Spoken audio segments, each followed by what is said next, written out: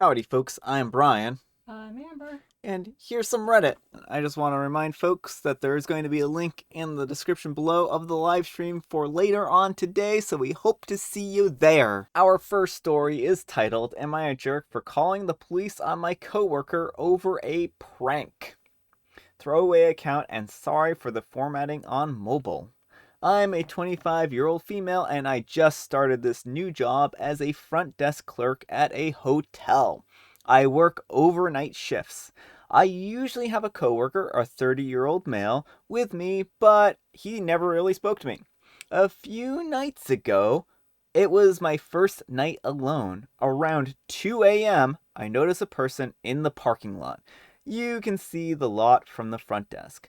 The lighting in the lot is terrible, so you really can't see the faces until they get close to the lobby door. Just standing there, not moving, for about 5 to 10 minutes. That would creep me out. Mm-hmm. I thought this was strange, and of course it creeped me out.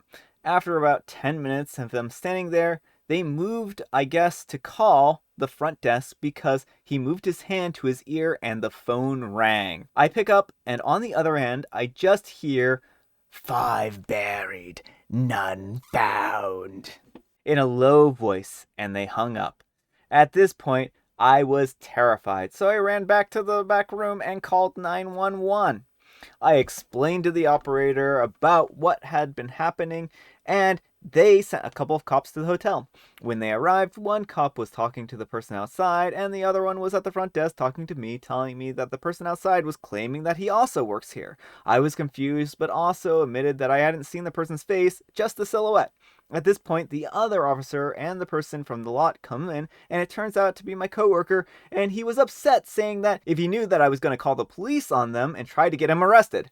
I didn't go through with pressing charges, but I did tell my manager what happened to me the next morning. It's been a few days now, and I guess he told the other coworkers what happened, and now no one is really speaking to me and giving me a bit of an attitude. I feel a bit like I took this too far with calling the cops. Am I the jerk? All right, folks, what do you think? Jerk or not the jerk? Not the jerk. So let me get this straight, OP. You're doing an overnight shift by yourself. No one else is around. You see a creepy person standing around being creepy, and then they make some slight threat, basically, about how there were 5 people buried, and none of them has been found. You know what? This wasn't a prank as much as it was like trying to creep you out, trying to haze you. I don't really know what their actual end goal here was, but this isn't a funny joke. And in order for it to be funny, they should have like immediately revealed themselves. Like on the phone, they should have been like, "Five buried, none alive." And then like when you're upset, just be like, "Oh, haha, just kidding. It's actually me, David from the from the other shift. I was just checking in on you, making sure you're doing okay." Then that might have been like an okay, like, "Oh, okay." For a second there, you had me going, but to say it like that and then not Still, immediately, that's still bad. well, I think it's still bad. I'm not saying it isn't. I just think like at least then they wouldn't have called the cops on them, right? But I don't blame OP for calling the cops in the least. So anyhow, take care and good luck. Not the jerk, your coworker was trying to scare you on purpose, and now he's angry that you did what any reasonable person would have done under circumstances. Yeah. And OP says, "Yeah, my boyfriend thinks that my coworker was trying to scare me so I would quit my job, and it backfired. Everyone is annoyed with me. Haha." Hey, Richard Ramirez left a message on his victim's answering machine. BTK sent postcards, and there was a guy, East Area, bad person, in between who called the local newspaper and left threatening messages. Clearly, there's something wrong with that person who thinks that it's okay to pretend to be a serial killer. Then just say, "No, it's a prank." Yeah. As someone who watched too many Criminal Minds, a shadowy figure in a deserted parking lot late at night who calls me and says, "Five buried, none alive, or none found." Yeah, I'm calling the police. He just basically said, "Hi, I'm a serial killer. I killed and buried 5 people who haven't been found, and I'm here to make you my sixth victim." Also, this doesn't even feel like a prank. This is just some creepy psychotic stuff your coworker is doing. Yeah, yeah. It isn't a prank. There is no punchline here. Our next letter is titled, "Am I a jerk for refusing to help my partner financially?" I'm a 43-year-old female and I've been with my partner, a 50-year-old male, for 6 years now. We have been living together for 5 of them. We are not married and we do not plan to marry in the future. I have a son, a 19-year-old male, who's currently a high school senior. My partner has a daughter, a 21-year-old female, who's going to college. The background you need to understand is the issue. When I met my partner, I was a widower of 3 years. I'm lucky enough to have a very lucrative business and some family money. Also, my late husband left a substantial estate, including the house that we live in. The house is my family home, so it's passed to my son as the only heir. My partner also makes good money, and the difference in our lifestyle was pretty much negligible.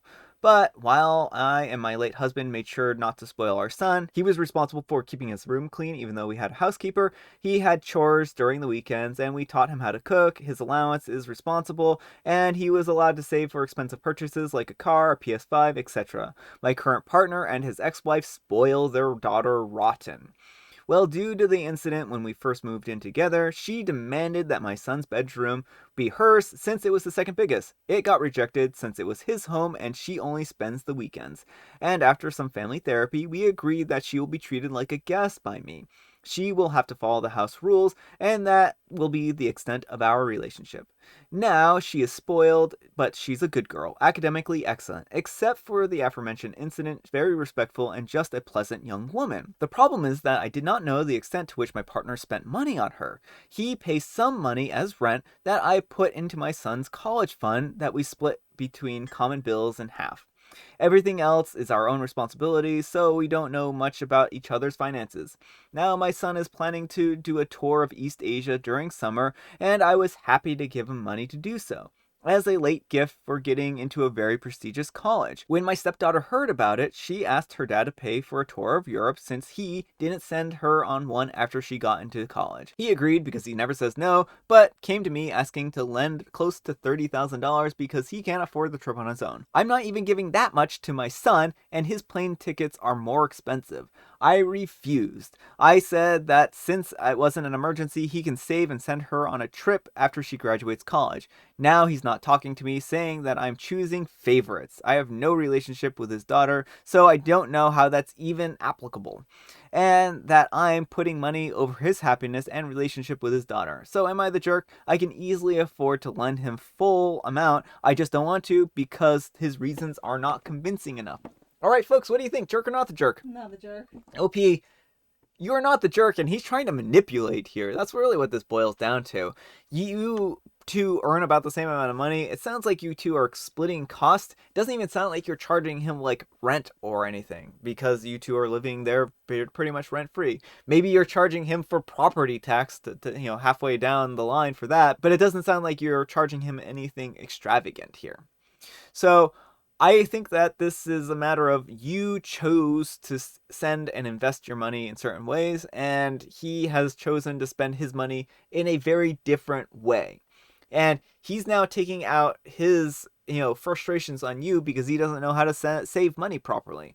And that's not your fault, and that's not your problem. Your finances are split, which is a good thing in this situation. So I mean, if he continues to, give you the cold shoulder and not want to be, part of your life, then, I mean, you can always give him the option to move out and see how he takes that. I mean, really, I don't know that it needs to come to that here, but he's acting really immature in this particular case. So, yeah. Anyhow, take care and good luck.